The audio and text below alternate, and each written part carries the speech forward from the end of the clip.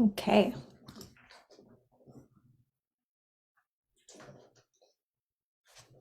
So let me get everything set up here. And we'll dive right into today's training. If you're here, let me know you're here.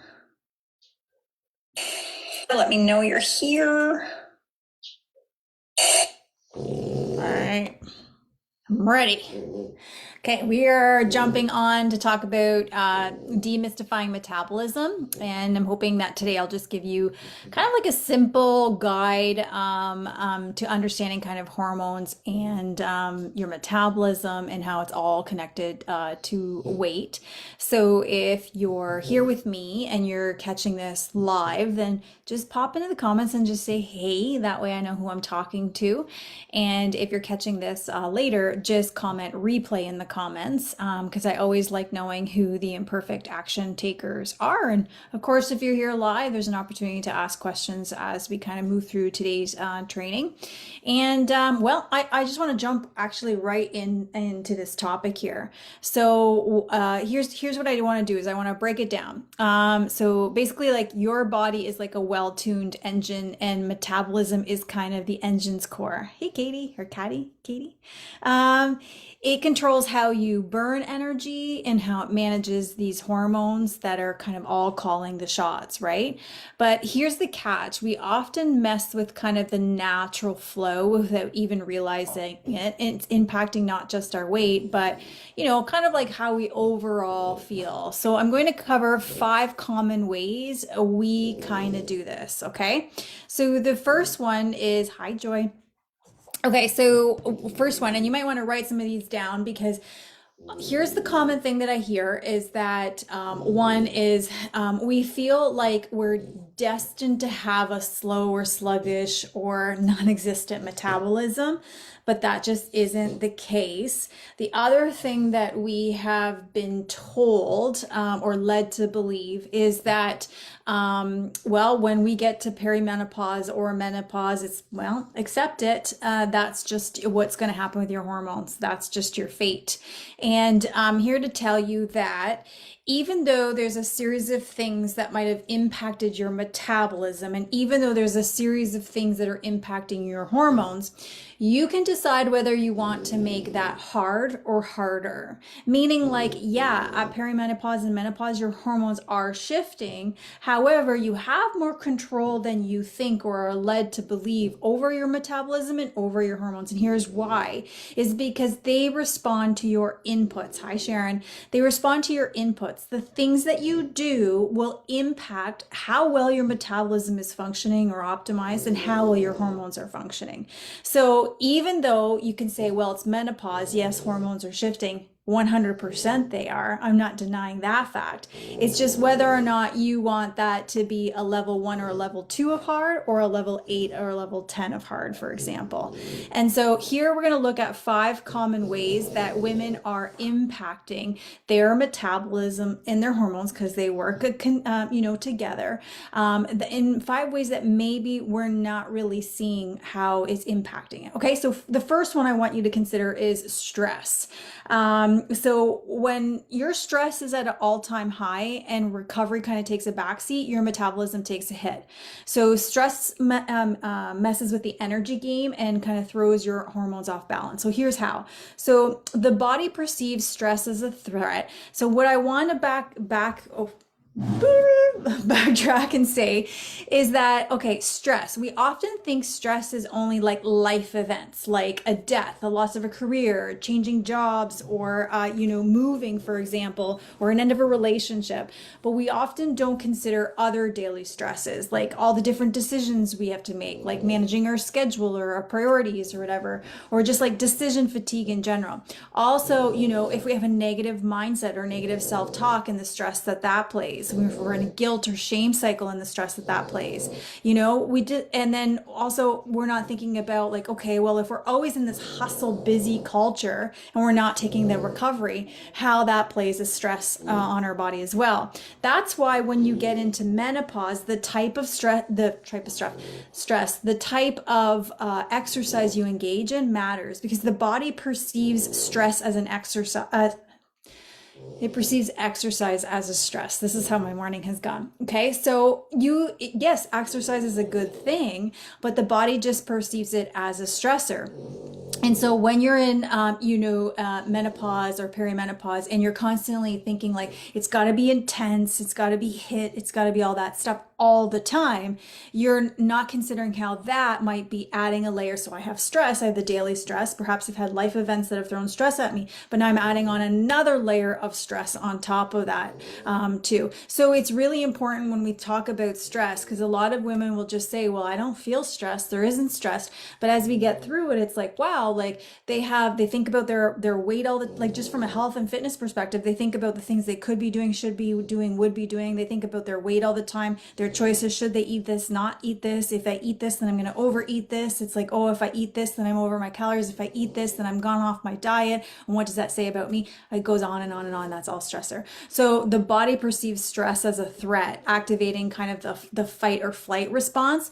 So that brings on like a surge of hormones, right? Like cortisol, because it's designed to kind of get you to mobilize energy and use it immediately, right? However, in chronic situations, stress situations, it can also disrupt like your normal functioning of your metabolism. So elevated cortisol levels may lead to an increase in insulin resistance. So what we know is insulin is a fat storing hormone. So what impacts insulin, like just say, is like obviously if you lose weight, then you have, and you have less body fat to lose, then you affect that hormone of insulin, right? Or insulin resistance, for example. But what we do know about insulin is that it's a fat storing hormone.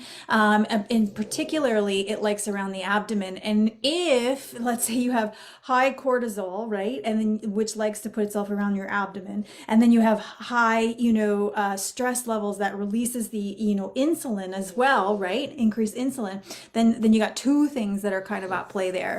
And additional stress-inducing hormones can interfere with your thyroid gland activity, making it slower, which impacts your metabolic rate. And then you got like a shitstorm basically of hormonal shifts that are happening that are contributing to your weight gain and then difficulty kind of managing weight. So I've just recently, even just like clients who've come to me who are like, I've never had an issue with weight before, and then all of a sudden it's like what I used to do doesn't work, or it's like all of a sudden now I'm in this weight loss game when I've never had that issue before.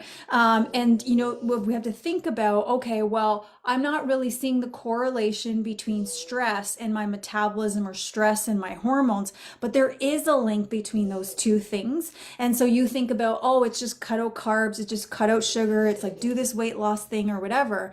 But we're not considering like, okay, well, I can do all those things, but eventually it's going to backfire if my stress load is too high. So a better strategy is for us to look at reducing our stress load. We're always going to carry a base level of stress, and some stress is actually good. It's actually challenging, it's motivating, it's getting you out of your comfort zone. It's just when we have too much of like the opposite of stress that isn't kind of growth minded. So it's considering that, okay, well, if I feel like I'm here because my metabolism is slowing down, things are shifting, and I also feel like I got to get my hormones right. Well, have you considered stress? Have you considered the impact it has on what we just talked about?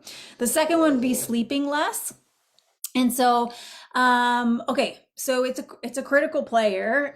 It's not usually one when somebody goes on a diet, they're talking about sleep or optimizing their sleep or anything. It's just not something that's usually included. We just usually think about like what we eat, what we can eat, and then we think about like working out, right? But it does mess up with your metabolism, but it also messes with your hormones. It can affect your hunger and just overall feeling good. We know that if you sleep crappy, or if you've had a couple of days of really crappy sleep, that one, you tend to feel hungry or craving or more, and you just tend to feel like, I don't just feel like doing anything, right? So when sleep is compromised, you got a hormone called adrenaline, that helps you, that hormone is kind of responsible for stimulating appetite, making you hungry.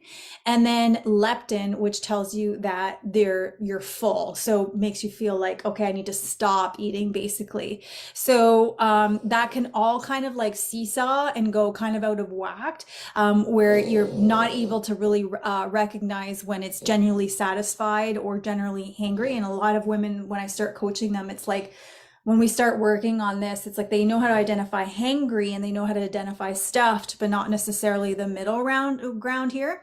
And so sleep really impairs those signals as well. It also impacts your insulin sensitivity, which we just talked about, which all of that can increase elevated blood sugar levels as well.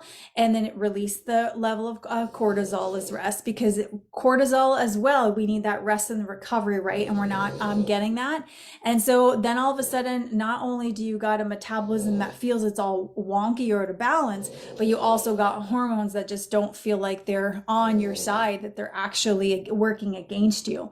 And so oftentimes when we think about weight loss, or we think about speeding up our metabolism, or we think about balancing our hormones, we're not looking at our stress and we're not looking at our sleep. So those are two things. They're free to you, hard to implement, but free to you to do something about it. So the thing is if you're on a scale of 1 to 10 and you're saying, how slow is your metabolism, does it feel?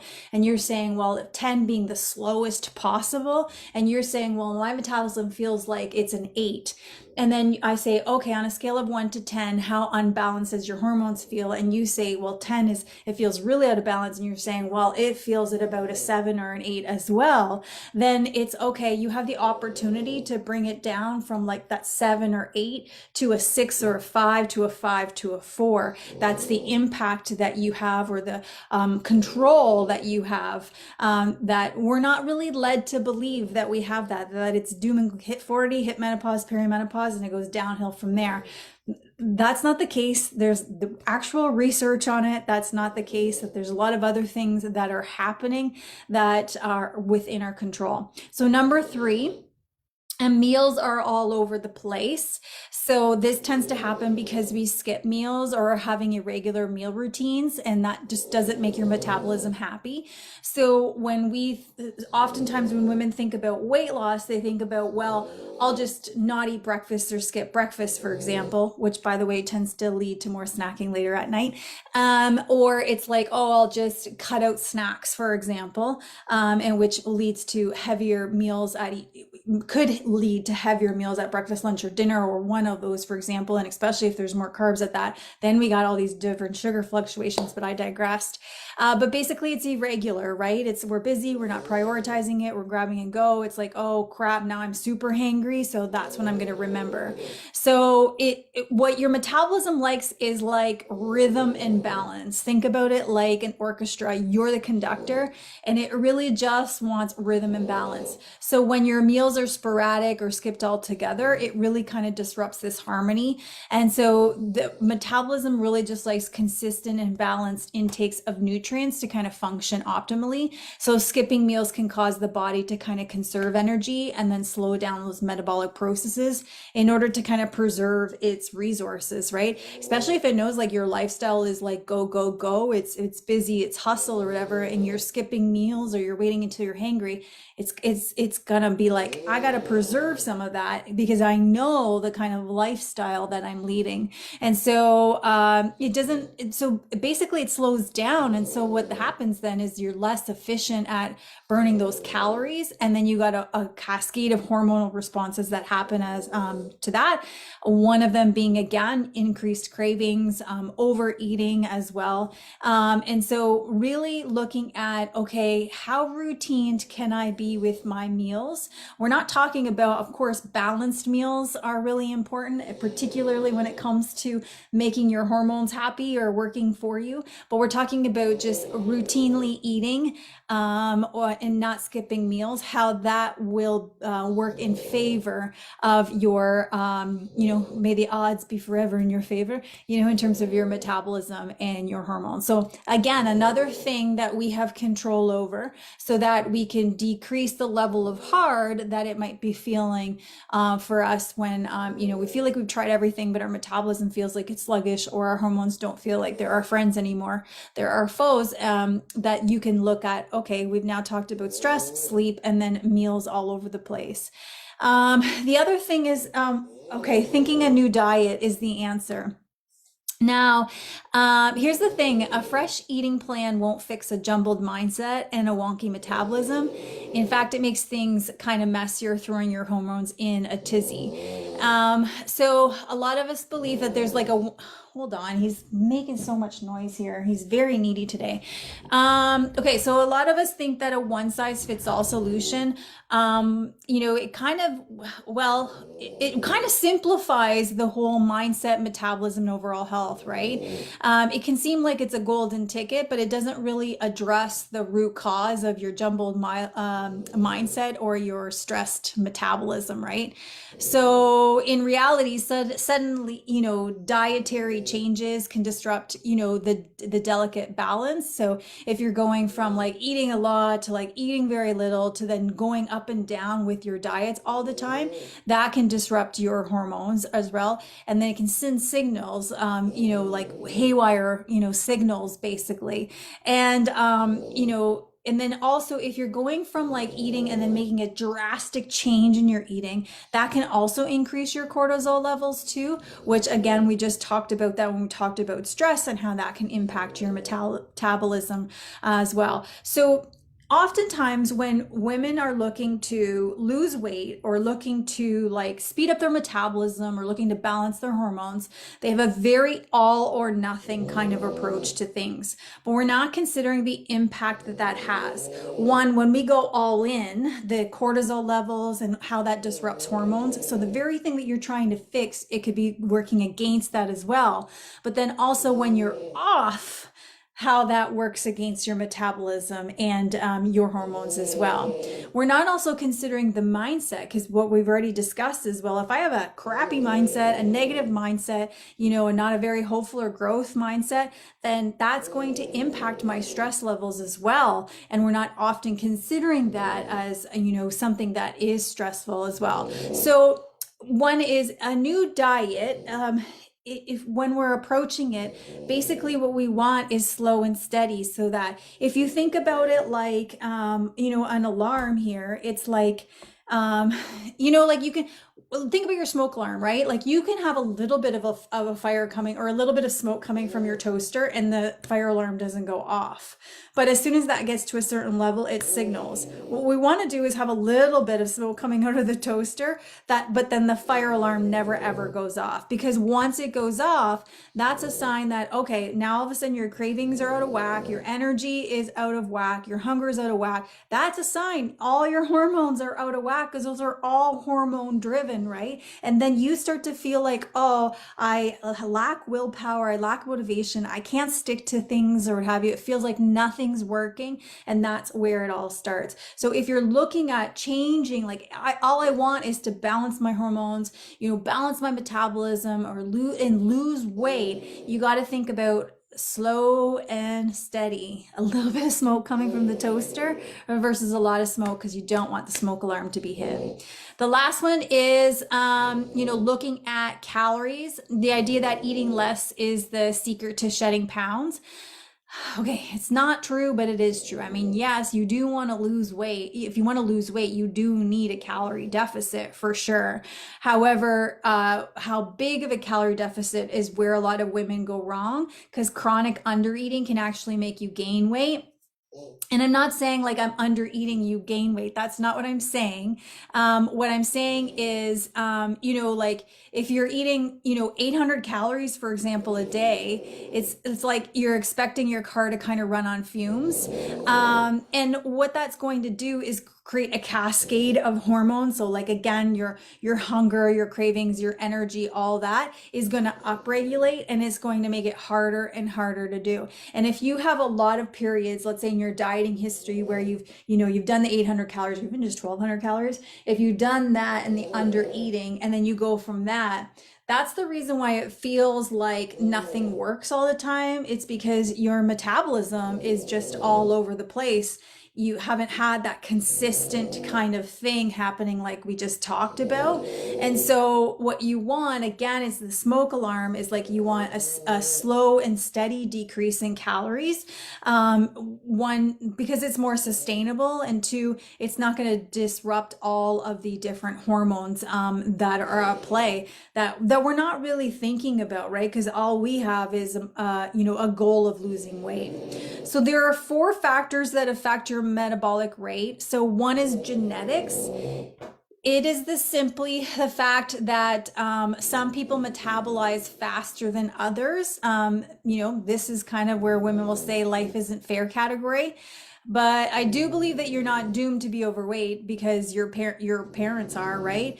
The epigenetics shows that your behaviors and your environment can change the way your genes are expressed. So you can say, oh, like I have really bad genetics. I don't have genetics on my side. So let's say, okay, I'm now menopausal. I now don't have genetics on my side. I already have age. I already have a dieting history. You've now, let's say, got 4 different variables on top that are making it hard, right? And then let's say, okay, so now I have stress, that's 5 variables. Then you got lack of sleep, then that's 6 variables. Then you're not eating at regular meal times, that's 7 variables. Then you're always jumping from diet to diet, that's 8. And then you're doing drastic calorie cuts, that's 9. That's 9 layers of hard. 9 layers of hard that we've added on, some of them changeable, some of them not, some of them more impactful than others, that are impacting your metabolism and your hormones, and as a result, your weight. Does that make sense? And so if we start looking at the things that we can do, then we remove layers of hard. So genetics is not one you can change, right? But however, we know that we can change our behaviors in our environment, and that changes the way our genes are expressed. The other factor has to do with your thyroid function. So most people have normal functioning thyroid glands, but if the thyroid is poorly functioning, then the metabolism slows down. So most weight gain problems are not really related to thyroid or thyroid metabolism at all. It's good, one, to get it tested. Two, I always like to do my medical doctor and my naturopathic doctor, because your naturopathic doctor does different tests than your medical doctor, and to rule that out, because a lot of us think, oh, it's just a slow metabolism, or try different things to kind of to speed up our metabolism, but we really don't know if that is the cause or not the cause. And I've also worked with clients with hypothyroidism, and we've managed to change the variables that impact our metabolism and our hormones, and therefore lead to weight. So it's, again, how many layers of hard do you want to add on top? Factor 3, which is the most important, is the amount of muscle that you have on your body. So if you can imagine like 2 women, right? Both weighing 150 pounds. Woman A, she engages in regular, let's say like aerobic and strength training, and she has like a lot of lean muscle mass. And even during periods of rest, her, because she has so much muscle, and muscle takes a lot of energy to kind of keep or whatever, she just, even when she's not doing anything, if she's just sitting here or whatever, she just has a faster metabolism because of the amount of lean muscle she has. So let's say she might burn 2,000 calories while, in a 24-hour period, for example. On the other hand, woman B, she has a more sedentary lifestyle. She's still 150 pounds, right? But she's just more sedentary and may only burn, 1,500 calories during the same period of time. Needless to say, it's like the woman who has more muscle will burn more calories, and it's not because she's doing more exercise. They could be doing the same amount of exercise. It's just that the one person carries a lot more, like let's say one's a runner and one's an exerciser, or one does 20 minutes or 30 minutes, the other one does an hour. That regardless, it's that this person carries more lean muscle mass and therefore burns more calories, not just during the workout, but even just sitting here, because she has to maintain that amount of muscle. Whereas the other person, even though they may or may not work out, but maybe just don't have more movement in their life, but they don't have a lot of muscle, they will burn less calories just sitting here. So the difference, not only in the number on the scale, but it's like the composition in their body looks different. And contrary to popular belief, muscle does not Fat does not weigh more than muscle. Muscle just occupies less space in the body. So if you think, these two pieces of paper, for example, they weigh the exact same. This one represents fat and this one represents muscle. The reason why you look leaner is not because one weighs less than the other. It's because this one's more dense. It just occupies less space in your body than the fat. So that's the difference. So women, like she increased her muscle mass, like a product of like consistent exercise, right? And therefore like her metabolism is just more efficient. It makes it easier for her body to burn more calories, even when she's not being active. And so that's why we want to preserve muscle. It's also the organ of longevity as well. I don't think a lot of us want to choose a lifestyle of living until we're old, but not having high quality life. I think that a lot of us would choose to live longer, but have a high quality of life, being able to keep up with the lifestyle that we want, or the activities or the adventures, but also keeping up with our grandkids and that sort of thing. And so in order to do that, we do need to preserve muscle. When a lot of women engage in weight loss, what they do is look at, how do I lose the weight? But at the same time, they're depleting muscle, which is not making them healthier, which is not looking at long-term your health outcomes or anything like that. The goal is that you want to preserve or build muscle at the same time you lose weight. And that often is a different strategy. That's not something that I wanted when I was 20. And so if I go back to the thing that worked when I was 20, even though I'm in my 40s now, it's like it's not doing me a service, because I'm not looking at building or maintaining that muscle. And factor 4, for those who are always on and off diets, like we talked about, is that your metabolic rate varies even from day to day, depending on the pattern of your eating. The body is attuned to, the different states, basically. Yeah, so because of this, you may find yourself in a paradox of kind of eating less but not losing any weight, because your body or your metabolism just slows down too. So what is basically like, the longer the history of dieting that you have, the greater the chance that your metabolism will slow down or down regulate because of that dieting history. Can it be corrected? Yes. Do you correct it by going on the diet? No. Do you correct it by going back to what you used to do? No. It requires something different in order to get the metabolism on your side. It's about feeding your body with the right balance of foods, because not only is that going to help you with the hormones around hunger and cravings and energy, it's also going to help you with your hormones around menopause as well. And it's also going to help your metabolism. And when all those in sync, then we can support our weight loss in a sustainable way. So what happens when you treat your body right? Well, you have more pep in your step, you have sweeter dreams and better sleep, except when you have a French bulldog. You tame those cravings, and then you start to lose weight. So I hope that kind of helps you, just like at a basic foundational level, understand metabolism and hormones.